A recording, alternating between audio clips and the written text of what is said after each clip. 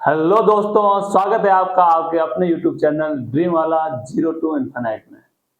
तो हम शुरू करने जा रहे हैं मॉडर्न हिस्ट्री, जो कि विपिन चंद्र जी के द्वारा है। उनकी द्वारा पूरी एक सीरीज चलाई जाएगी, एक प्लेलिस्ट बनाई जाएगी, जिसके अंदर पूरी मॉडर्न हिस्ट्री को कवर किया जाएगा। ठीक है, जिसमें से विपिन चंद्र जी के द्वारा जो उनके द्वारा बुक लिखी गई उसके अंदर कौन कौन से चैप्टर हैं वो एक बार हम देख लेते हैं। सिलेबस में क्या क्या आपको कवर करवाया जाएगा।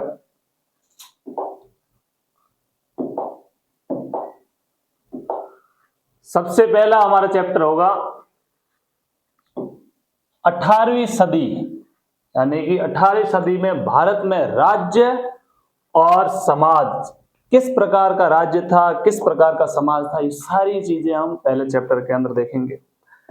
नेक्स्ट हमारा है चैप्टर नंबर 2, भारत में यूरोपियों का आगमन, कि किस प्रकार भारत देश के अंदर यूरोपीय लोगों ने यहाँ पर आकर व्यापार जमाया और किस प्रकार यूरोपियों ने भारत पर शासन किया। थर्ड चैप्टर है अपने भारत में ब्रिटिश साम्राज्य, जिसमें क्या उनकी आर्थिक नीतियां रही और प्रशासनिक ढांचा कब से 1757 से लेकर 1857 तक क्या क्या उनकी नीतियां रही। फोर्थ चैप्टर ब्रिटिश भारत में प्रशासनिक संगठन, सामाजिक तथा सांस्कृतिक नीति, क्या क्या उनकी सांस्कृतिक नीतियां रही, किस प्रकार भारत के अंदर प्रशासनिक संगठन बनाए जा रहे थे, सारी की सारी चीजें स्टेप बाय स्टेप करके हम देखेंगे। फिफ्थ चैप्टर 19वीं सदी के पूर्वार्ध में सामाजिक और सांस्कृतिक जागरण, किस प्रकार लोगों के अंदर नव जागरण पनप रहा था, ये सारी चीजें स्टेप बाय स्टेप हम देखेंगे। ये पहले 5 चैप्टर होंगे विपिन चंद्र जी के। नेक्स्ट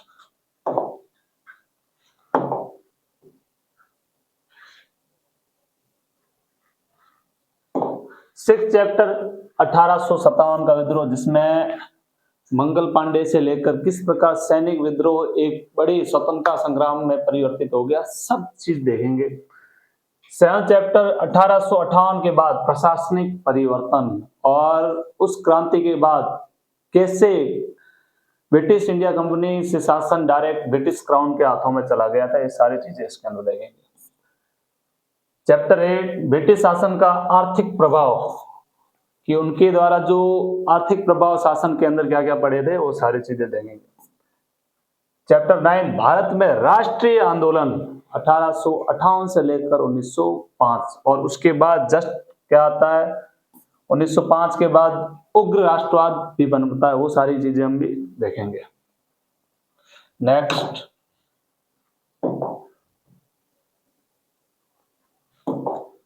11 नंबर राष्ट्रवादी आंदोलन, जिसमें उग्र राष्ट्रवाद का विकास कब से 1905 से लेकर 1918 के मध्य उग्र राष्ट्रवाद कैसे पनपा, ये सारी चीजें इस चैप्टर के अंदर देखेंगे। नेक्स्ट है 12th स्वराज के लिए संघर्ष, और भारतवासियों ने, भारत के जो क्रांतिकारी थे उन्होंने किस प्रकार स्वराज के लिए संघर्ष किया, वो चैप्टर नंबर 12 और चैप्टर नंबर 13 के अंदर देखेंगे, जिसमें नई शक्तियों का आविर्भाव कैसे हुआ, सब चीज जिसमें देख लो इधर कि बाल गंगाधर तिलक से लेकर गांधी जी और सविनय अवज्ञा आंदोलन, भारत छोड़ो आंदोलन और सारे के सारे आंदोलन स्टेप बाय स्टेप हम सब कवर करेंगे।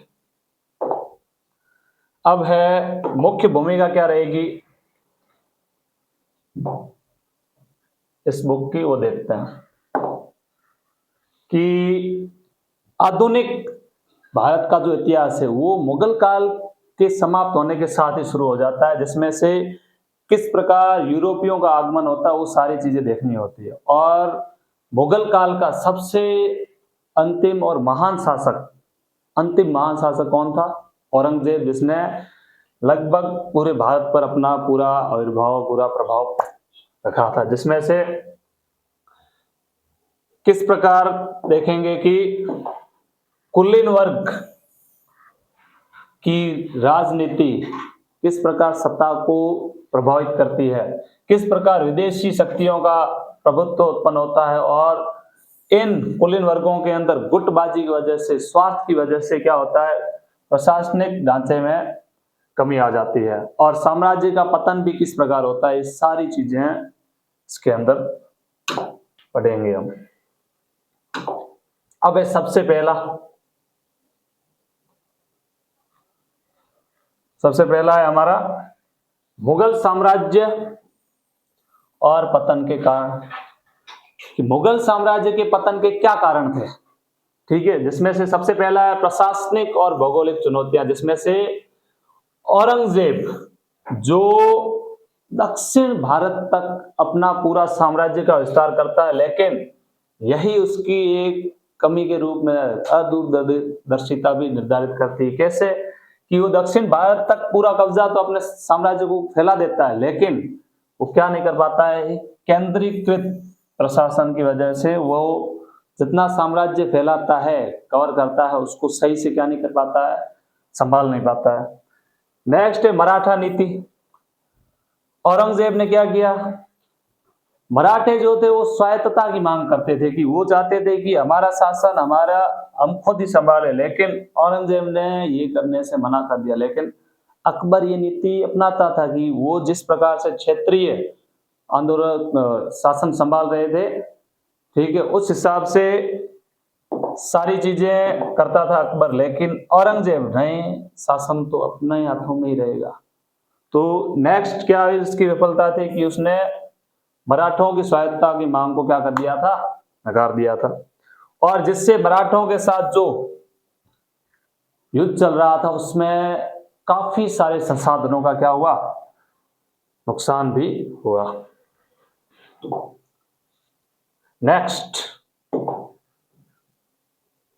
राजस्थान की बात कर लेते हैं कि राजस्थान के अंदर जो राजपूत वर्ग था उसके साथ क्या संबंध है। अकबर के टाइम में ये संबंध अच्छे थे, लेकिन फिर से औरंगजेब जी क्या करते हैं, राजपूतों के साथ जो अच्छे संबंध थे उनको वो क्या करता है, राजपूतों की शक्ति को कम करना चाहता है, यानी कि उनके लिए क्या करता था, वो राजपूत राजाओं का क्या करता था, सहयोग और समर्थन उसने धीरे धीरे क्या कर दिया, खो दिया। किसने, औरंगजेब ने। नेक्स्ट धार्मिक नीतियां और सामाजिक अलगाव। अब क्या होता है, औरंगजेब वापस से जजिया कर, क्योंकि उसकी जो रूढ़िवादिता थी उसकी वजह से वो क्या कर देता है, हिंदू धर्म के लोगों पर क्या लगा देता है, जजिया कर, ठीक है, जिससे धार्मिक असहिष्णुता पैदा हो जाती है।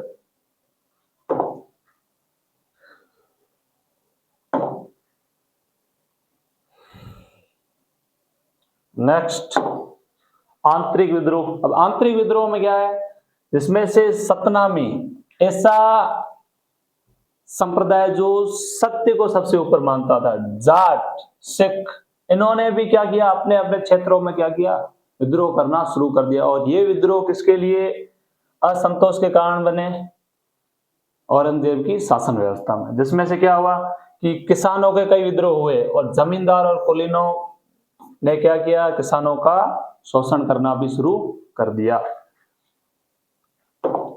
नेक्स्ट देखते हैं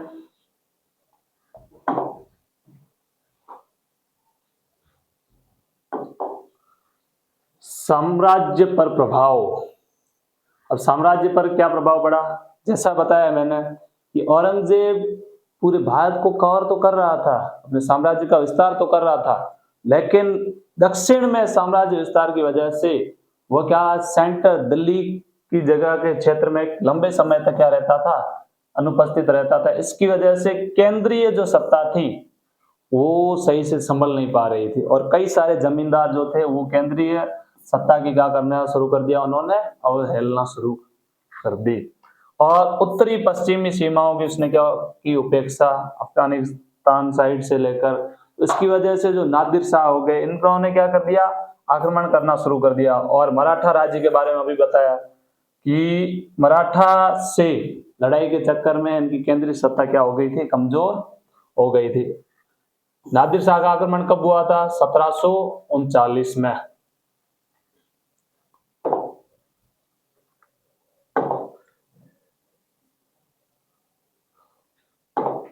धार्मिक नीतियों के कारण मुगल समाज क्या होता जा रहा था, खंडित होता जा रहा था। जैसा पहले बताया मैंने, क्या किया था औरंगजेब ने, जजिया कर लगाया था।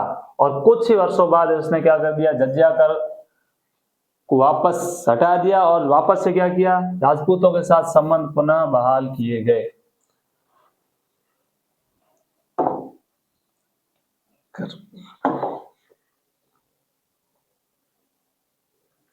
नेक्स्ट है हमारा 18वीं सदी का सामाजिक और राजनीतिक परिदृश्य। ये पहले भी मैंने बताया कि जाट, मराठा, सिख सरदार के संबंध धार्मिक आधार पर नहीं थे, बल्कि कैसे थे, राजनीतिक और आर्थिक स्तर पर विकसित हुए थे। कि ये लोगों को तो भड़का देते थे धर्म के नाम पर, लेकिन जो ये उच्च कुलीन वर्ग के जो शासन संभाल रहे थे धर्म के नाम पर, ये खुद एक साथ बैठ जाते। जैसे देखो इधर हिंदू मुसलमान दोनों धर्मों के कुलीन वर्ग के लोग अक्सर अपने राजनीतिक हितों के लिए क्या करते थे, सहारा लेते थे। लेकिन सत्ता, जमीन और धन के लिए वे अपने धर्म के ही लोगों को क्या हो जाते थे, खिलाफ हो जाते थे। यानी कि ये अलग अलग धर्मों के लोग गठबंधन बनाकर अपने ही धर्म के लोगों के खिलाफ क्या हो जाते थे। और इससे नुकसान किसको किसको होता था, किसका दमन होता था, पीड़ित व्यक्ति किसी भी धर्म का नहीं होता। यानी कि ये सभी जो उच्च कुलीन वर्ग के लोग हैं, ये शोषण करने के लिए हमेशा गरीबों का ही शोषण करते थे।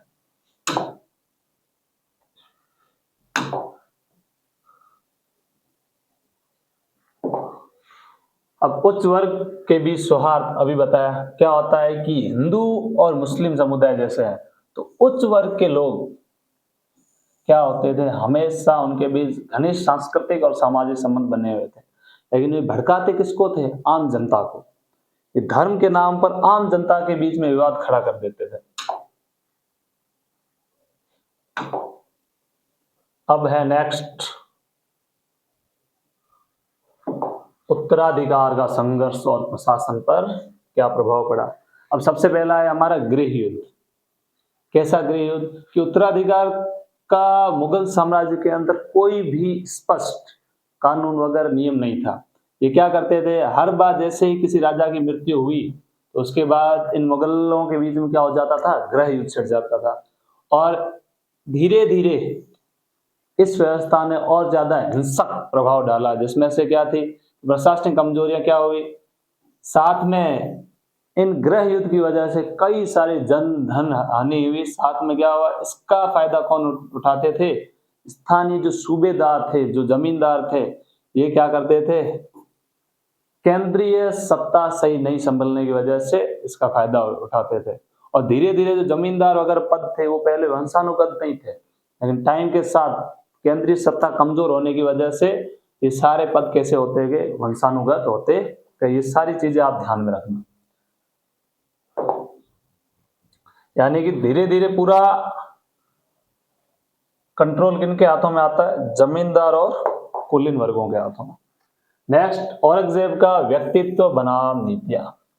अब औरंगजेब मुगल साम्राज्य में एक ऐसा शासक भी है जो छोटा मोटा काम खुद का स्वयं करता था, और यहाँ तक कि जब सभा लगती थी तब वो बाकी मंत्रियों के साथ नीचे बैठता था। ठीक है, लेकिन उसकी एक वो सादगीपूर्ण जीवन जीता था, लेकिन विफलता का कारण क्या था, उसका चरित्र नहीं बल्कि क्या, राजनीतिक, सामाजिक, आर्थिक दूरदर्शिता की कमी। अब दूरदर्शिता की कमी कैसे, जैसे मराठों के साथ वो क्षेत्रीय सहायता देकर शासन संभाल सकता था, राजपूतों के साथ अच्छे संबंध बनाकर वो अपने साम्राज्य का और ज्यादा सही से विस्तार कर सकता था। ठीक है, और सामंती व्यवस्था लागू कर, लेकिन वह हर जगह खुद ही कंट्रोल करना चाह रहा था, तो उसकी वजह से केंद्र सही से नहीं संभाल पाया। यानी कि उसके अंदर किसकी कमी थी, दूरदर्शिता की कमी। नेक्स्ट,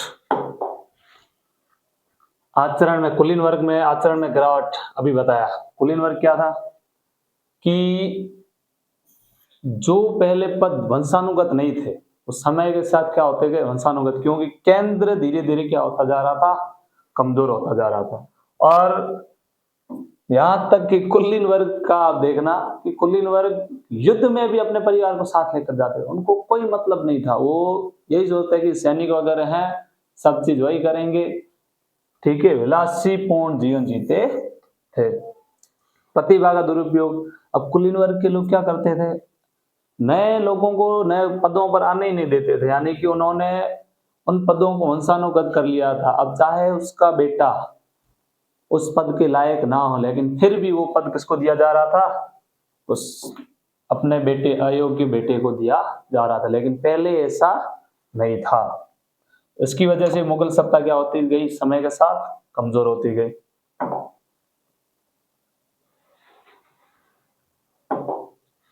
नेक्स्ट, कुलीन वर्ग की समस्याएं और उनका प्रभाव। कुलीन वर्ग की अभी कुछ समस्याएं डिस्कस की हमने। स्वार्थ और गुटबाजी।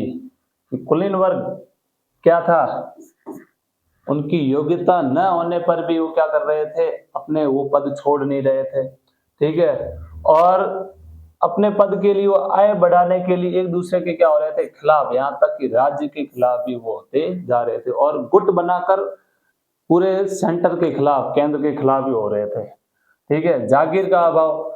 अब कुलीन के बीच स्वार्थ कैसे बढ़ता गया कि कुलीन वर्ग वाले व्यक्ति, कुछ जमींदार वगैरह कुछ अच्छा काम करते तो केंद्र की तरफ से उनको जमीनें दान में दी जाती थी, लेकिन धीरे धीरे केंद्र के पास जो जागीरें थी, जो जमीन थी, उसकी भी संख्या क्या होने लगी, कम होने लगी, लेकिन जमींदारों की संख्या क्या होती गई, बढ़ती गई। यानी कि कुलीनों की संख्या तो बढ़ी, लेकिन उनके खर्च के लिए, उनको जमीन बांट देने के लिए केंद्र के पास अब उतनी जमीन भी नहीं थी।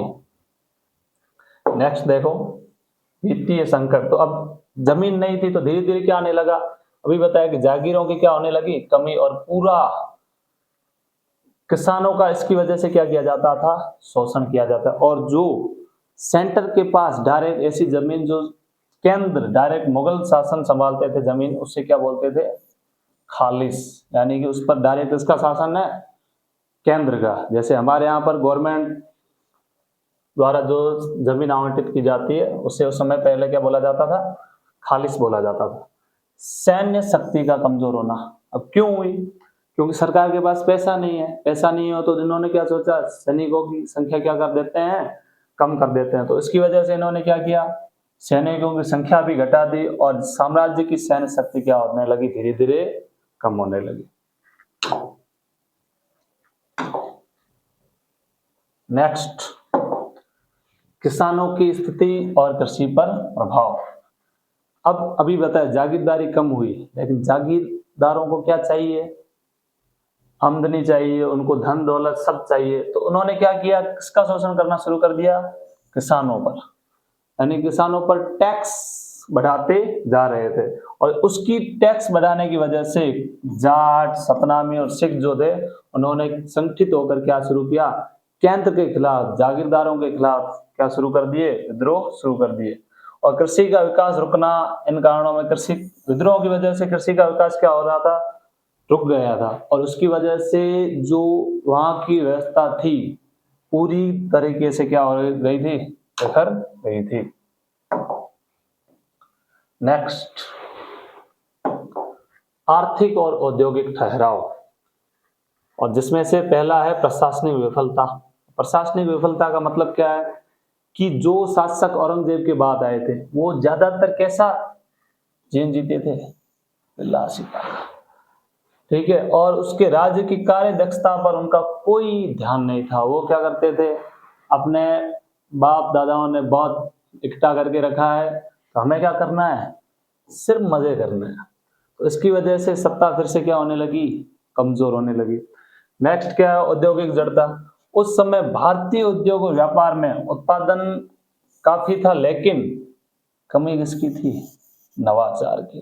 यानी कि भारत का औद्योगिक विकास उस समय और बढ़ सकता था, लेकिन रूढ़िवाद उद्योगोकरण में भी रूढ़िवादिता की वजह से जो यूरोपीय थे वो आगे बढ़ रहे थे मशीनीकरण की वजह से, और हमारा जो उद्योग है वो धीरे धीरे क्या होता जा रहा था, पिछड़ा जा रहा था। नेक्स्ट है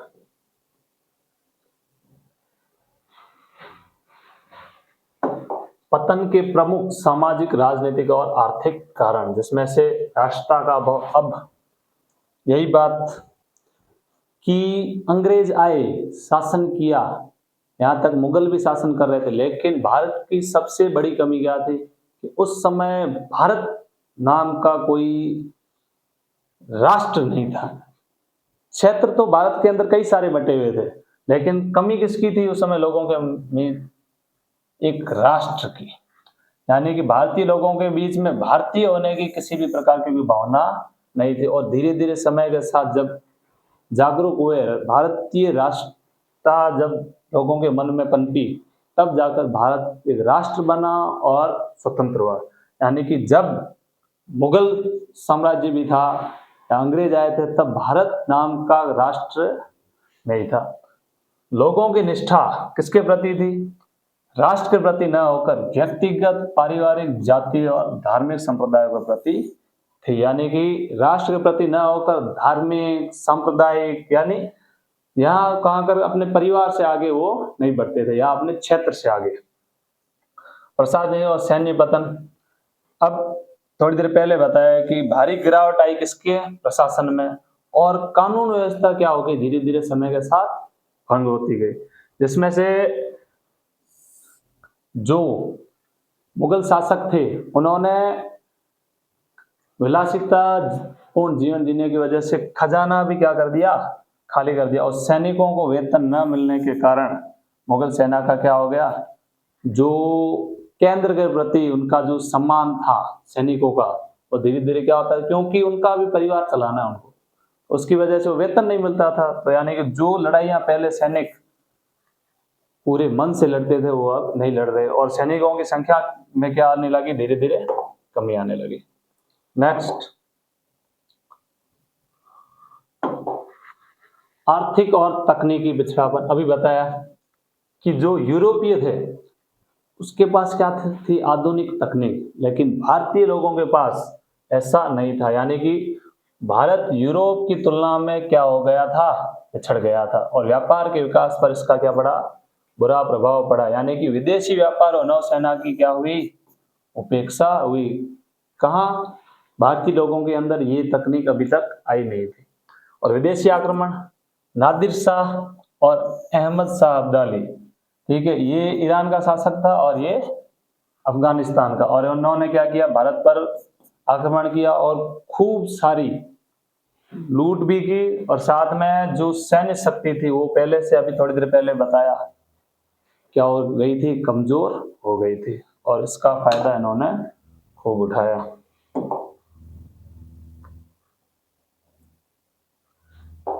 अब निष्कर्ष क्या निकला कि मुगल साम्राज्य के पतन ने भारत पर किसका? यूरोपीय शक्तियों के रास्ते खोल दिए। यानी कि भारतीय लोगों का जो पिछड़ापन था, यानी मुगल साम्राज्य की सत्ता धीरे धीरे कमजोर हो रही थी, उसका फायदा किसको मिला? यूरोपीय शक्तियों को। और तकनीकी विकास और आधुनिक समाज विज्ञान के लाभ के साथ कौन आए? यूरोपीय सत्ता में आए। और साम्राज्य के पतन के बाद भारत में पुरानी सामाजिक और आर्थिक राजनीतिक संरचना क्या हो गई? ध्वस्त हो गई। और अब कौन सा शासन आने लगा? औपनिवेशिक शासन। यानी भारत को अब कोई बाहरी यूरोपीय व्यक्ति भारत की सत्ता संभाल रहे थे। तो ये आपकी क्या हो जाती है? विपिन चंद्र जी के द्वारा आधुनिक भारत के इतिहास की मुख्य जो भूमिका है, किस प्रकार यूरोपीय लोगों का आगमन हुआ और किस प्रकार मुगल सत्ता का स्थानांतरण हो गया और यूरोपीय सत्ता में आए। नेक्स्ट हम देखेंगे पहला चैप्टर। और अगर कंटिन्यू आधुनिक भारत का इतिहास समझना है तो जुड़े रहिए ड्रीम वाला 0 to Infinite के साथ। धन्यवाद।